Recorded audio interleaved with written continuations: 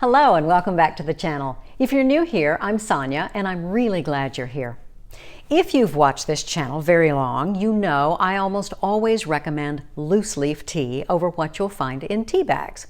As many of you probably also know, Twinings Earl Grey is one of my favorite teas, and I don't mind making it with a tea bag. I do keep them around, but that's only if I run out or can't access loose leaf, because that's my preferred choice.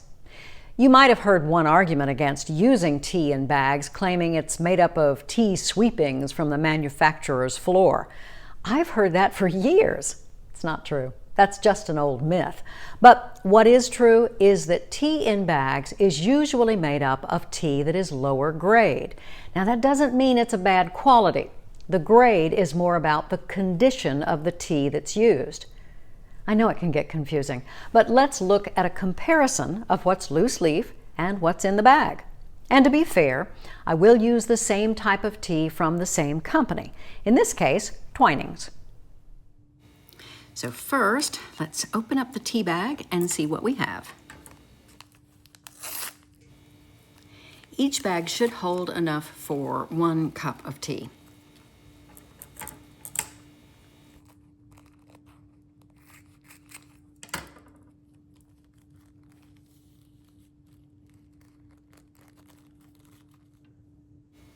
You can see it's a fine collection of tea leaves, tiny bits really.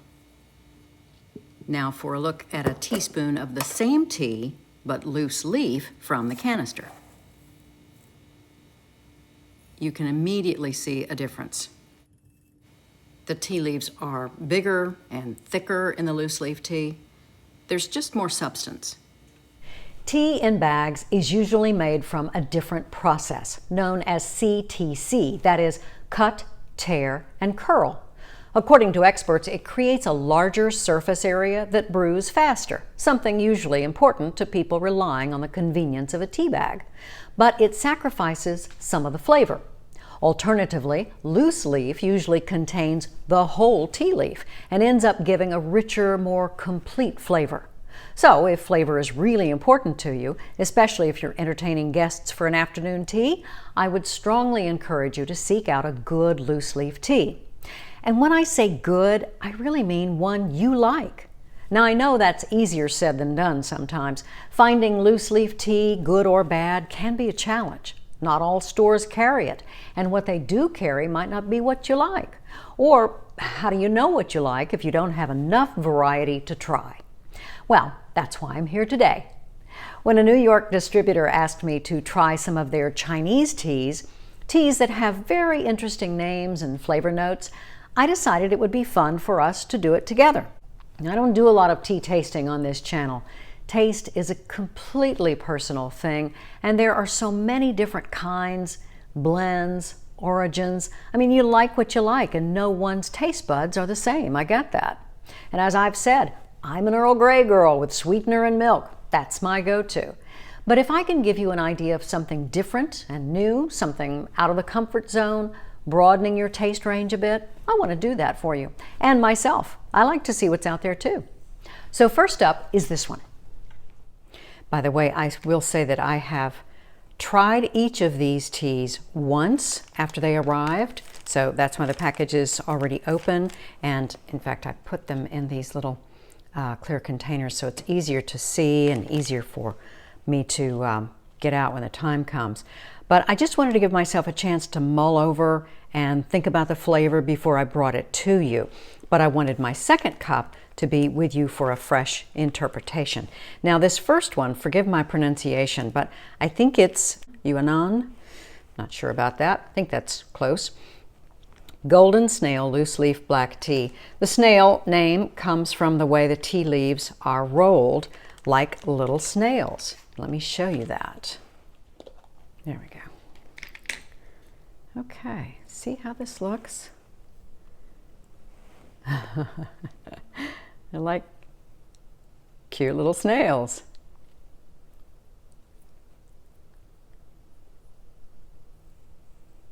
But when they are unfurled in the hot water, they will be quite large. They're really pretty, aren't they? Okay, this particular tea is supposed to be brewed with water 203 degrees Fahrenheit or 95 degrees Celsius.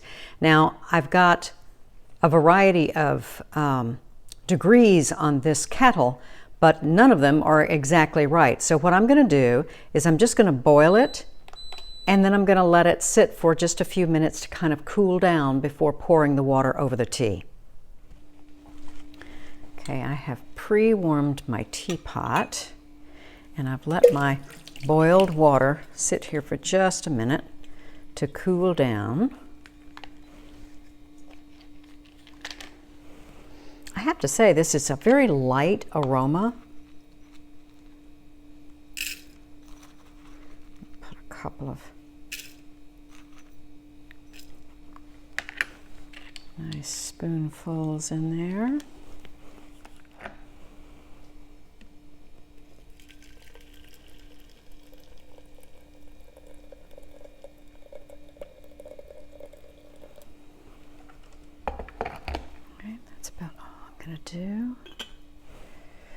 And it says to steep for 3 to 5 minutes, and I'm going to do a nice 4 on that. So, you know, the fun thing about this can be to watch the tea leaves sort of unfurl from those tiny little golden snail shapes to now these quite long, full tea leaves.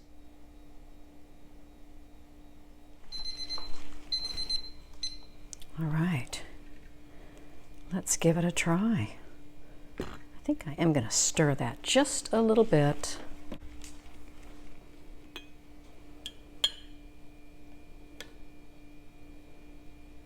I just like to do that. All righty.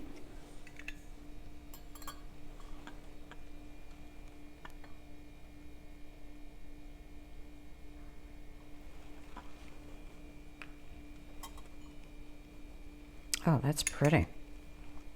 That's a beautiful color. I'll show you what these leaves look like inside. They're really quite large.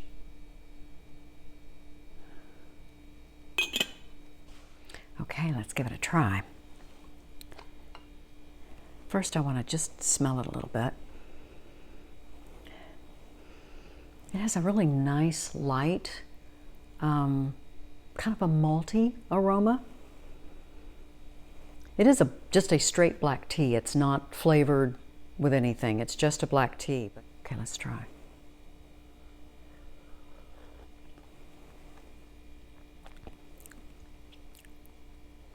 And the flavor's kind of like that. It's kind of light, a little malty, very smooth. It's not strong at all. You know how some black tea is just a little bit bold, which sometimes I really like, but I don't have anything in this. I'm not going to sweeten it. I'm not going to put milk in it. It's just on its own, it's just quite smooth. And sometimes, you know, you'll add things to it to kind of smooth it out a little bit. This really doesn't need it. There's a certain elegance to the flavor. I could drink this without anything with it. I bet it would go really well with baked goods on your afternoon tea table. Okay, this next one is mango loose leaf oolong tea. And this is from Green Astra. That's the distributor who has sent me these teas. When it comes to oolong tea, the oxidation process or the fermentation process is between green tea and black tea. You know, green tea is considered unoxidized, while black tea is fully oxidized, and that's why you get the effect of more caffeine with black tea than you do with green. Oolong has some oxidation, just not as much as black tea, so kind of right in the middle. But I wanted to show you this and see, it's got little pieces of mango in it. And the smell of it, the aroma, it's very strong with the mango. It's really nice. It's kind of got that green look to it that you would have with oolong tea instead of just a straight black or red tea. All right, let's give this one a try. I've put a little hot water in my cup to pre-warm it. And while we're waiting on the water to boil, the way I know the temperatures and the information, because most of this is in Chinese, you see that little QR code right there? If you click on that on the bag, it will take you right to the website and the information. If you don't want to do that, you can just go to the website, of course. But you don't have instructions on the bags. Instead, you need to look at that little QR code. Oh, okay. Water is boiled. So I'm going to turn it off and just let it sit there for a minute while it sort of cools down. Okay, I think I've waited long enough on the water. Now I'm going to dump out the water I had used to heat my cup. And I'm just going to use a little infuser in my teacup for this one. I'll be sure and get some of that mango, some of the dried mango in there. There's a nice piece.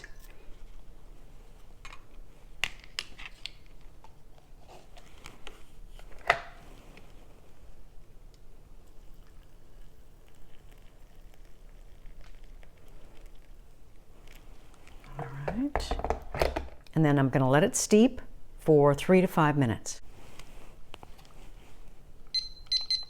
And for me, that means 4. Okay. See just how large. Let me see if I can get you that shot. Oh, it's hard to see with this light. And look at the color of the tea. It's beautiful, isn't it? I mean, it's that gorgeous kind of golden. Can you see this? This cup is so close to the camera, it makes it look huge. But that's a beautiful color. And of course, that's oolong tea. So let's give it a try.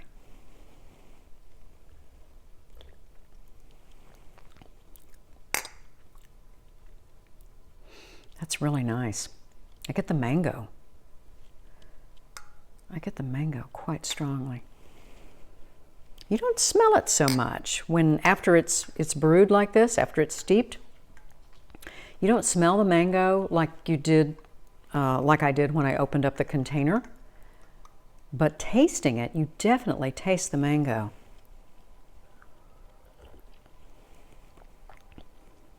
And I will be honest, I've never been a great oolong tea fan. It always tastes just a little bit too green for me, and I'm not really a great green tea fan either. But the mango really helps give it that, that slight citrus note, and I think I could enjoy this very well.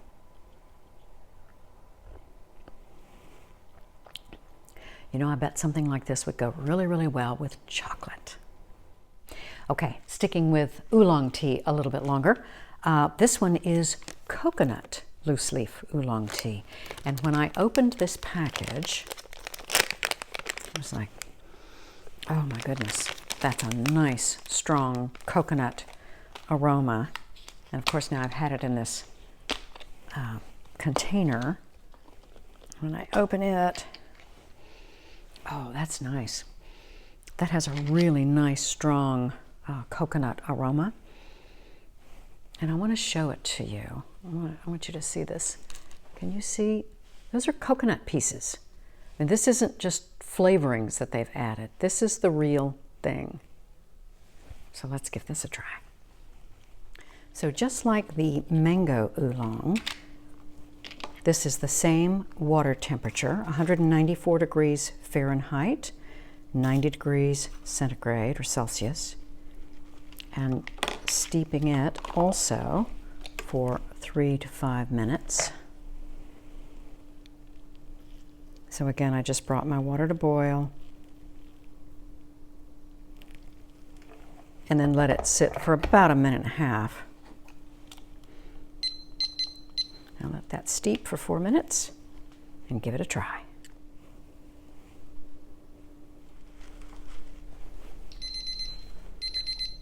Okay, all steeped and ready to go. Again, leaves have really expanded, and you have that beautiful golden color of oolong tea. And I can smell the coconut just standing over it. It's really wafting up to me. Let's give it a try.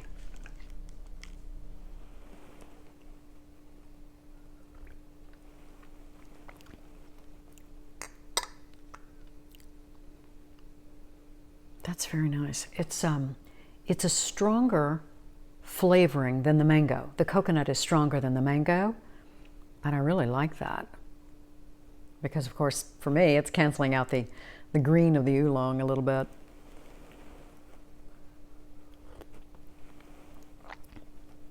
That cup's hot still. That's really nice. I'm really liking that quite a bit. You know, you've got the taste of the tea, it's still there, but the coconut really smooths that out a lot, and it's a very present flavor, the coconut.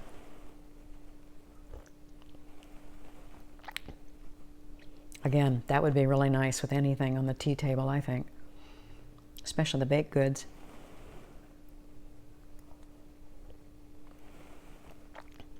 There's a certain sweetness to it too because of the coconut, so you wouldn't need, I don't think you would need the sweetener. Okay, one last tea with a flavor I did not expect at all, and I'm really surprised. I like it very much. Okay. This one is called New York Loose Leaf Black Tea. Okay, that's fine, black tea, what's the big deal? But when you open it up, you don't smell black tea, you smell coffee. And that's because they have combined coffee beans with black tea. Now, I never thought something like that would work. It works. Let's give it a try. Here's what it looks like. I don't know if you can see. It's got some little coffee beans in there. Oh, I love the smell of that. Guys, I do enjoy coffee as well as tea. I never talk about coffee because this is a tea channel, but I love coffee as well. Oh, that's so nice. I'm told that this works well in a Chemex. You know, if you have one of those pour over drip containers, if using that method, these leaves can actually be re-steeped up to 3 times. But I don't have one of those, so I'm just going to do the regular brew method. Okay, I have pre-warmed my teapot, and I have let my boiled water cool down a bit. So now, ready to put in our tea.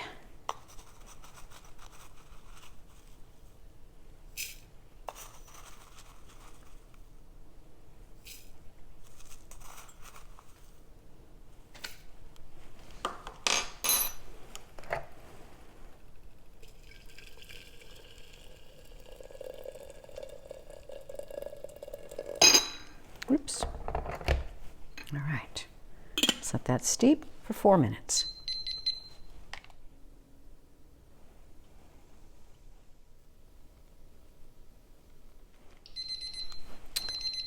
All right. Our tea is ready. Give it just a little stir. Let's see what we have.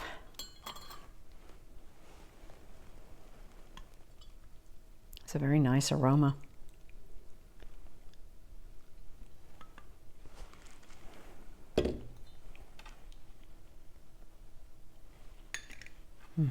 Very nice aroma. I can smell it from here. It's an interesting combination because when I thought about combining tea and coffee, I thought that's never going to work because the coffee is going to overpower the taste of the tea. But it doesn't in the aroma. Let's see if it will in the taste.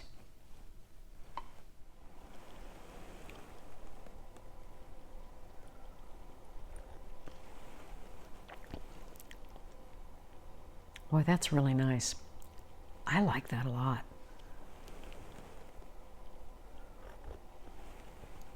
When you take a sip, you get tea, and then you get this light kind of finish of the coffee. And it's sort of just a sweet reminder of what coffee tastes like, but it's not overpowering.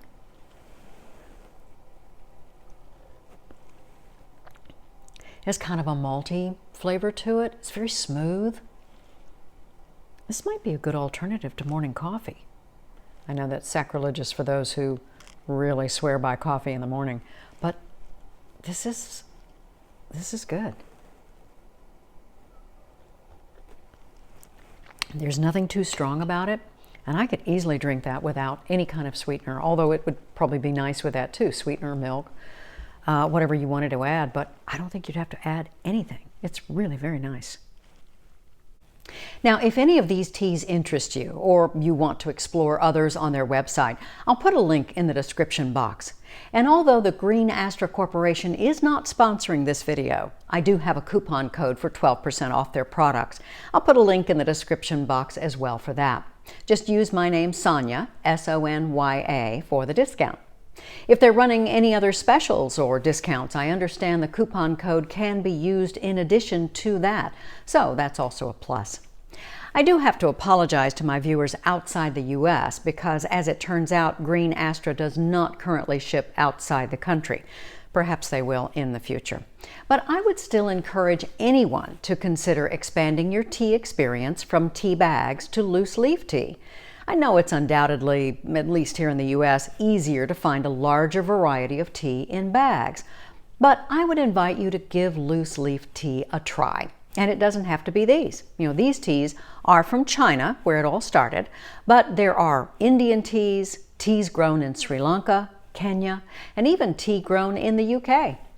If you're just curious about what else is out there, something different from what you find on store shelves, explore your options and choices. There are many.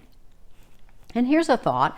The idea of inviting friends over for a tea tasting instead of a regular afternoon tea could also be a fun idea for your future tea gatherings, if you'd like something different. I hope you enjoyed this video. I certainly did. If so, please hit that like button to give it a thumbs up and consider subscribing for more afternoon tea videos. Until next time, bye-bye.